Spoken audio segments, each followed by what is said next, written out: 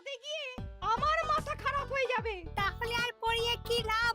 আমাদের ছুটি দিয়ে দিন, মাঠে গিয়ে বরং ঘুড়ি ওড়াই। কি পণ্ডিত, ছাত্রছাত্রীরা পড়াশোনা কেমন করছে?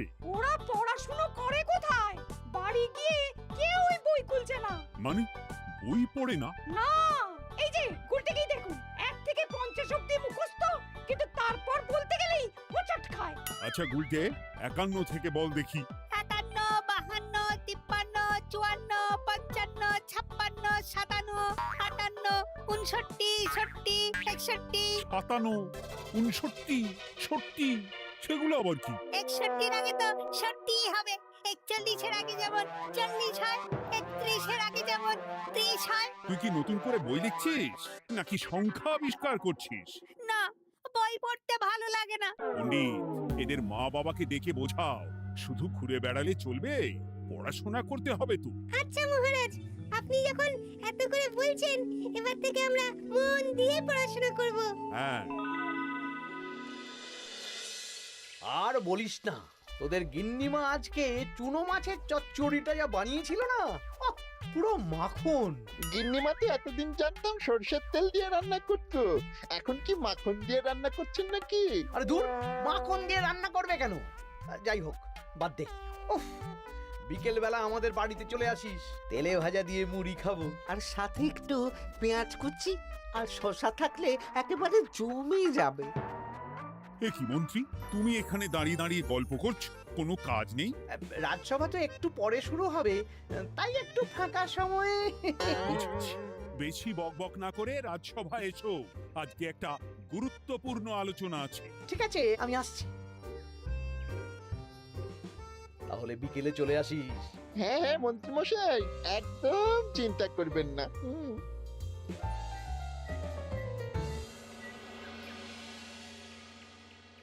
রাজ্যটা তো রসাতলে চলে যাচ্ছে, বাচ্চারা পড়াশোনা করছে না, বড়রা গল্প গুজব করে আড্ডা দিয়ে কাটাচ্ছে। কি করা যায় কিছুই তো বোঝা যাচ্ছে না। কে গল্প গুজব করে আড্ডা দিচ্ছে মহারাজ? কে আবার? আমাদের মন্ত্রী। আমি নিজের চোখে একটু আগেই দেখলাম, বটা ঘটার সাথে সকাল সকাল গল্প জুড়েছে। তাহলে এটা বোঝা যাচ্ছে যে মন্ত্রী মশাইয়ের তেমন কাজ নেই, আর কাজ যখন নেই তখন মন্ত্রী মশাইকে রাজসভায় রাখারও দরকার নেই। হ্যাঁ মহারাজ, গোপাল এটা ঠিক কথা বলেছে। মন্ত্রী মশাই তো কাজের মধ্যে দুটো জিনিসই করেন, অকাজ আর কুকাজ। একদম বাজে কথা বলবে না। গোপালের কথা শুনে এখন আমার নিন্দা শুরু করেছো, তাই না? এই থামো থামো থামো থামো, আমাদের রাজ্যের উন্নতির জন্য একটা সমাধান করা দরকার। এই সময় নষ্ট করা বন্ধ করতে হবে। তাহলে মহারাজ, সবাইকে ফাঁকা সময়ে বই পড়তে হবে, পড়াশোনার মধ্যে থাকতে হবে, কারণ জানার কোনো শেষ নেই। তাহলে কি করা যায় বলো তো গোপাল? আমাদের রাজবাড়ির যে গ্রন্থাগার আছে সেটা তো বহু বছর ধরেই বন্ধ, ওটা খোলার ব্যবস্থা করুন মহারাজ। হ্যাঁ মন্ত্রী, তুমি নিজ দায়িত্বে গ্রন্থাগার খোলার ব্যবস্থা করো। অনেক দিন ধরে ধুলো ময়লা জমে আছে, সব পরিষ্কার করবে, আর পরিষ্কার হয়ে গেলে তোমরা সবাই গ্রন্থাগার থেকে বই নিয়ে পড়বে। বেশ। মন্ত্রী মশাই ভালো ভাষার ফেঁসেছেন।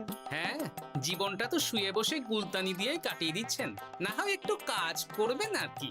আর হবে না গল্প গুজব, হবে না ঠাট্টা হাসি। গ্রন্থাগার সাফ করতে গিয়ে মন্ত্রীর হবে হাঁচি কাশি। কথাটা বেশ ভালো বলেছে বিজ্ঞানী।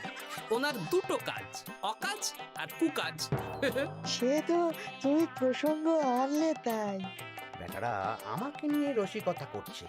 এই গোপালের বড্ড বার বেড়েছে, এমন চাল চালবো যে কেঁদে কুল পাবে না।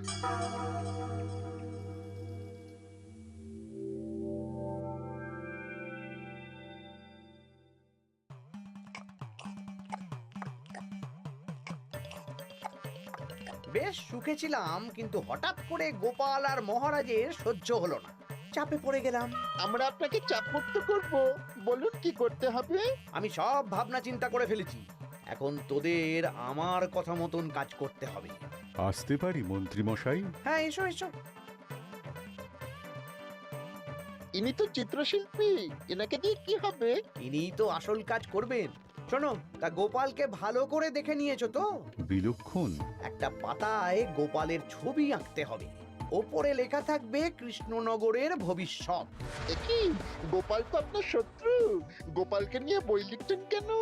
আমি বলছি, একটা পাতায় গোপালের একটা ছবি আঁকা হবে, যেখানে গোপালকে দৈত্য হিসেবে দেখানো হবে।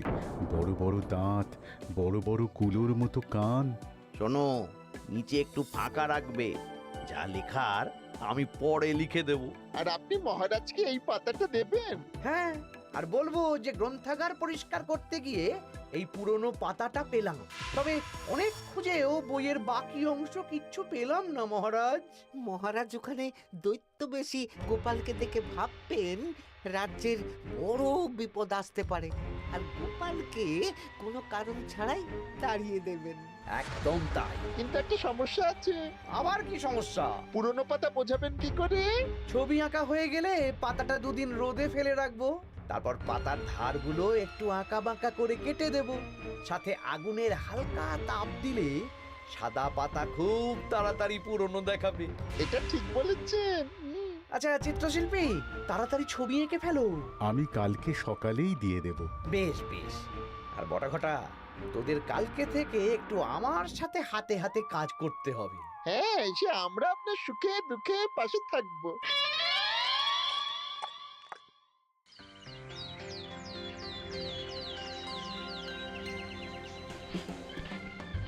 ওপরের তাকগুলো পরিষ্কার কর, ওপরের বইগুলো বড্ড ময়লা। কি মন্ত্রী, কাজ হচ্ছে? কাজ করছেন না, বরং কাজ করাচ্ছেন। কাজ হওয়া নিয়ে দরকার, যে আমি করি বা অন্য লোক, তাতে কি যায় আসে? যায় আসে মন্ত্রী মশাই। আমাদের এই গ্রন্থাগারে এত দামি দামি প্রাচীন দুষ্প্রাপ্য বই আছে, যদি কোনো বই চুরি হয়ে যায় তার দায় কে নেবে? এটা গোপাল ঠিক বলেছে। আমি তো এখানেই আছি, বটাঘটা সাহস আছে নাকি বই সরানোর? বেশ, তাহলেই ভালো। চলো গোপাল, পাঠশালায় গিয়ে দেখে আসি আজকে কেমন পড়াশুনো চলছে। গোপাল আমাদের ঘুরিয়ে চোর বললো মন্ত্রী মশাই, আর আপনি প্রতিবাদ করলেন না। প্রতিবাদ কি? গোপালকেই দুদিন পরে রাজ্য থেকে বার করে দেব।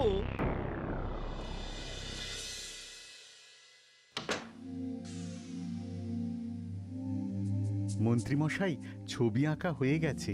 কই দেখি দেখি দেখি। সাব্বাস, এই তো চাই। এই ছবি দেখে মহারাজ চমকে যাবে। এবার পাতা পুরনো করার কাজটা করে ফেললেই কেল্লা ফতে।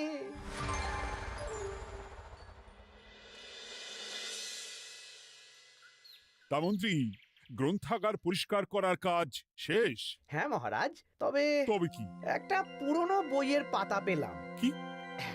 এই এই দেখুন মহারাজ, আচ্ছা দেখি। অনেক পুরনো বইয়ের পাতা। একই মহারাজ, আপনি আমার দিকে তাকাচ্ছেন কেন? ওরে বাবারে, এই পাতায় কি লেখা আছে? পড়ছি, কৃষ্ণনগরে এক নবরূপী দৈত্য জন্ম নেবে, যার নামের আদ্য অক্ষর গ। সে শুরুতে লোকজনের উপকার করবে, কিন্তু তার বয়সকালে তার আসল রূপ ফিরে আসবে। ওই ব্যক্তি আসলে মানুষ নয়, সে এক দৈত্য। সে থাকলে কৃষ্ণনগরে নেমে আসবে সর্বনাশ। কৃষ্ণনগরের মানুষদের ধরে সে খাবে। তার আসল রূপের চিত্র প্রদর্শিত করা হলো। কই দেখি মহারাজ। দেখো, সত্যি তো, এই দৈত্যকে একদম গোপালের মতন দেখতে। মহারাজ, আমার মনে হয় যে গোপালকে এই রাজ্যে ঠাঁই দেওয়া একদম ঠিক হবে না। কোন দিন গোপাল মানুষ থেকে দৈত্য হয়ে আমাদের খেয়ে নেবে বলা তো যায় না। উল্টো পাল্টা কথা বলবেন না মন্ত্রী মশাই। ওই দেখুন মহারাজ, গোপাল কেমন রেগে উঠছে। এক্ষুনি দাঁত বেরোলে কিন্তু হিতে বিপরীত হয়ে যাবে। আরে কিসের হিতে বিপরীত? কই দেখি। দেখো দেখো, এ তো কোনো দুষ্প্রাপ্য বইয়ের পাতা, তাই মিথ্যে কথা লেখার সম্ভাবনা কম। বিশ্বাস করুন মহারাজ, আমি দৈত্য নই, আমাকে ফাঁসানো হচ্ছে। গোপালকে দূর করুন মহারাজ। কোনো অঘটন ঘটে গেলে কিন্তু আমাকে বলতে পারবেন না যে আমি আগে থেকে সাবধান করিনি। হ্যাঁ গোপাল, তুমি আর এই রাজ্যে থেকো না, আজ রাত্রেই চলে যাও। আমি জানি তো মানুষ অবস্থায় অনেক উপকার করেছো বা করছো, কিন্তু দৈত্য হয়ে উঠলে তখন রাজ্যের মানুষকে কি জবাবদিহি করব বলো? বিশ্বাস করুন মহারাজ, আমি মানুষ। চপ! এই কে আছো? গোপালকে ঘাট ধাক্কা দিয়ে বের করে দাও। যেন আজকের পর এই রাজ্যে আর না দেখি। মহারাজ এসব বিশ্বাস করলেন? মন্ত্রী মশাই জোর খাটালেন যে, কি আর করা যাবে। এখন যতদিন না কোনো উপায় হচ্ছে, এই রাজ্যের বাইরেই থাকতে হবে। তবে তবে কি? একটা সন্দেহ হচ্ছে, বুঝলে। আগের বছর যখন বেতন বেড়েছিল, রাজসভা থেকে একটা চিঠি দিয়েছে, সেটা আছে? হ্যাঁ, আছে তো। দাও তো, যাওয়ার পথে একটু বিজ্ঞানীর বাড়িতে যাব, বুঝলে।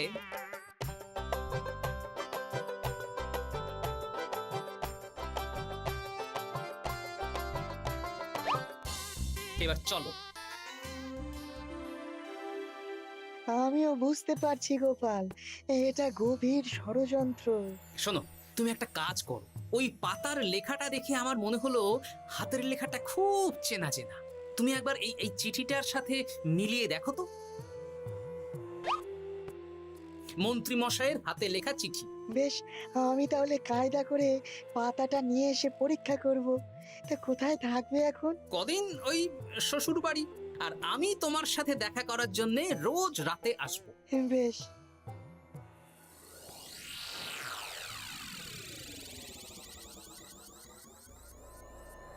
আসতে পারি মহারাজ? বিজ্ঞানী, এসো এসো এসো। বলছি মহারাজ, পাতাটা চাই, আজকে রাতের জন্য দেবেন? হ্যাঁ, নিয়ে যাও নিয়ে যাও। ওই পাতা দেখলেই আমার ভয় লাগছে।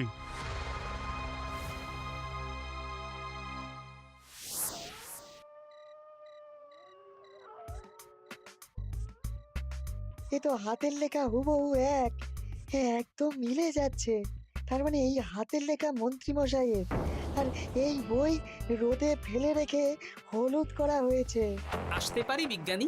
এ কি, এ কে তুমি?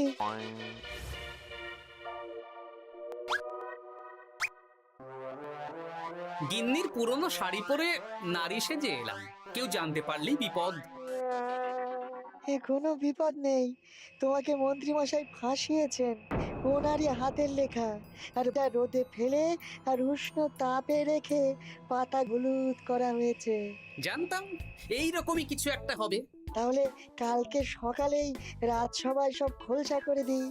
না না, তার আগে মন্ত্রী মশাইকে একটু নাচাবো। কিভাবে? আমি দৈত্য সাজবো আর মন্ত্রীকে ভয় দেখাবো। আগে বটাকে দেখাবো, তারপর ঘটাকে, শেষে মন্ত্রীকে।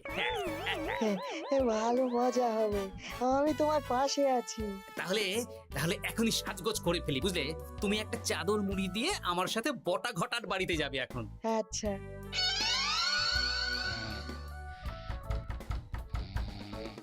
হে, এক ঘরটা দেখ না।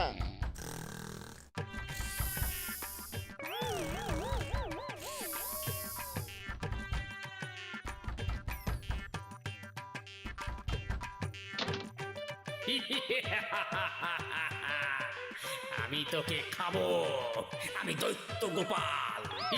বাবারে, আসল দায়িত্ব কি করে হয়ে গেলে? পালাই, এই ঘরটা ওঠ। পালিয়ে কোথাও যেতে পারবি না। আমি তোকে খাবো। বাঁচাও বাঁচাও। কি হলো? বটা কোথায়?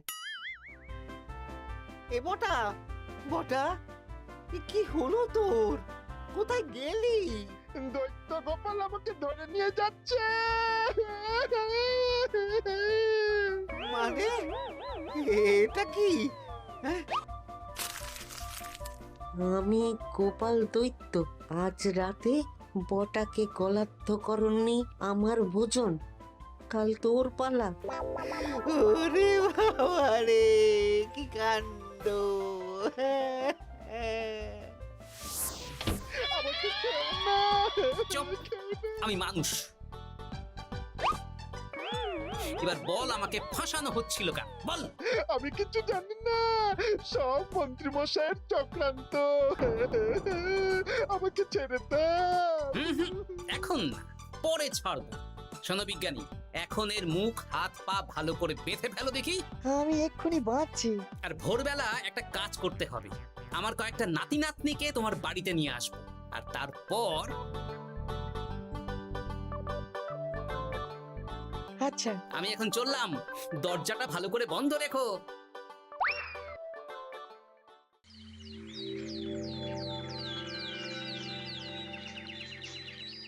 কি সব উল্টো পাল্টা বলছিস?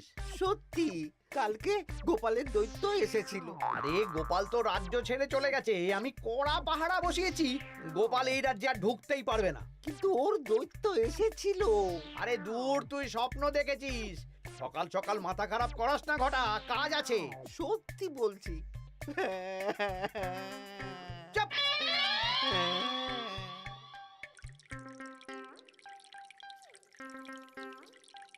মহারাজ, আমি কানা ঘুষো খবর পেলাম বটাকে গোপাল দৈত্য কালকে রাতে তুলে নিয়ে গেছে। হ্যাঁ, আমিও তো তাই শুনলাম। কি সর্বনেশে দিন এলো! এতদিন তো এই বিপদ ছিল না। কালকে গোপালকে তাড়িয়ে দেওয়ার পরেই গোপাল দৈত্য হয়ে সব শুরু করলো নাকি? আরে দূর দূর, আরে গোপাল দৈত্য হবে কি করে? মানে তুমি তো ওই পাতাটা দেখিয়ে বললে। না, মানে আমি বলতে চাইছি যে মহারাজ, গোপাল দৈত্য হয়ে এই রাজ্যে বিপদ আনতে পারে, কিন্তু সেটা তো এই রাজ্যে থাকাকালীন। এখন তো রাজ্যেই নেই, তাহলে আমি তো এর মাথা মুন্ডু কিছুই বুঝতে পারছি না। সর্বনাশ হয়ে গেছে মহারাজ। কি হলো পুটির বাবা? আজ সকালে গোপাল দাদার মতন দেখতে একটা দৈত্য এসেছিল আমাদের বাড়িতে, আর পুটি ট্যাপা পুচকে তুলে নিয়ে গেছে। এবার আমাদের কি হবে মহারাজ? এ কি সর্বনেশে কাণ্ড রে বাবা! দূর, কি সব বলছো? সত্যি পুটির মা সকাল থেকে কাঁদছে, সকাল থেকে হ্যাঁ, আজকে ওরা তিনজন পাঠশালাতেও আসেনি। এই সেরেছে। মহারাজ, গোপালকে তাড়ানোর পর থেকে তো দেখছি বিপদ শুরু হলো। এতদিন তো কোনো বিপদ ছিল না। সেনাপতি, তুমি তোমার প্রহরীদের নিয়ে গোপাল দৈত্যকে খুঁজে বের করার চেষ্টা করো। আচ্ছা মহারাজ। আর এই যে মন্ত্রী, বলুন মহারাজ। আজ থেকে রাজ্যের সব দোকান, বাজার, হাট অনির্দিষ্টকালের জন্য বন্ধ থাকবে। সবাই বাড়িতে থাকো, ঢেঁড়া পিটিয়ে দাও।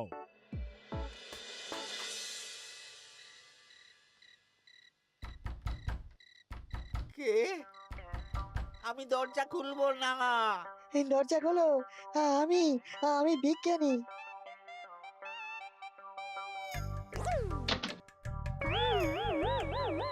এবার আমি তোকে খাবো।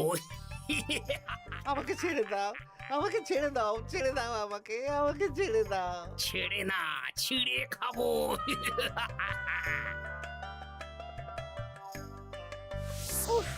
এই তো দাদু চলে এসেছো।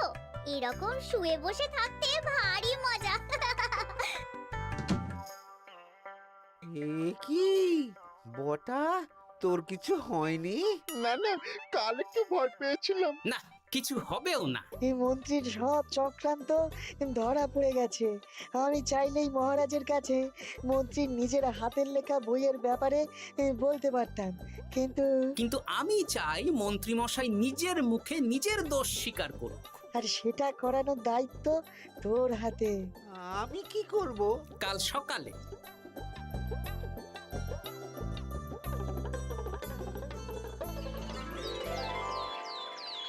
কালকে আবার ঘটাকে তুলে নিয়ে গেছে। ও সেনাপতি, তুমি কি করছো? আমি তো দেখতে পাইনি গোপালকে। দূর! মহারাজ, মহারাজ, কি ঘটা, কি অবস্থা তোর? অনেক কষ্টে পালিয়ে এসেছি। গোপাল খেতে গিয়েও খায়নি আমাকে। মানে ও বলছে আপনাকে খেতে চায়। গোপাল কি দৈত্য নাকি যে আমাকে খাবে? হ্যাঁ, ভয়ানক দৈত্য। এই তো আমি পাতাটা এনেছি, দেখো তো একবার। হ্যাঁ হ্যাঁ হ্যাঁ, এইরকম। ওরে বাবা, কি ভয়ানক! এই গোপালটা কি শুরু করেছে বলতো? গোপাল দৈত্য হবে কি করে? এই ছবির নিচের লেখাটা তো আমার, তুই জানিস না নাকি? না মানে কিছু না। তোমার লেখা মানে? না আমার লেখা না, মানে আমি খুঁজে পেয়েছি আর কি। আপনি সত্যি না বললে আমার কাছে কিছু প্রমাণও আছে মন্ত্রী মশাই, যে এই পাতার লেখাটা আপনার। হ্যাঁ, এটা মন্ত্রী মশাইয়ের লেখা, আমি সব জানি। এই তোকে বলতে বলেছি। না না না না না, এবার আমি বলবই, আগে আমার প্রাণ, তারপর আপনার মান। মন্ত্রী মশাই এই পাতাটা নিজে লিখেছেন আর গোপালের ওই ভয়ানক ছবি একজনকে দিয়ে আঁকিয়েছেন। রোদে রেখে ও আগুনে উষ্ণ তাপে পাতাটা হলুদ করেছেন আর ধারগুলো আঁকা বাঁকা করে কেটেছেন যাতে দেখে পুরনো মনে হয়। সব বাজে কথা। কোনো বাজে কথা না। এই দেখুন মহারাজ, মন্ত্রীর হাতের লেখা একটা চিঠি আর বইয়ের লেখা একদম এক।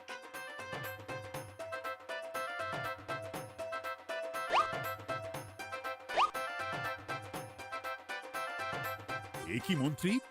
না মানে কিন্তু গোপাল যদি সত্যিই দৈত্য না হয় তাহলে বাচ্চাগুলোকে আর বটাকে কে ধরে নিয়ে গেল?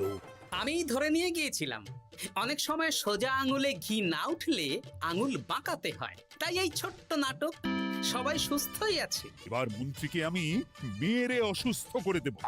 সুস্থ মানুষকে দৈত্য বানিয়ে দিলে, হ্যাঁ?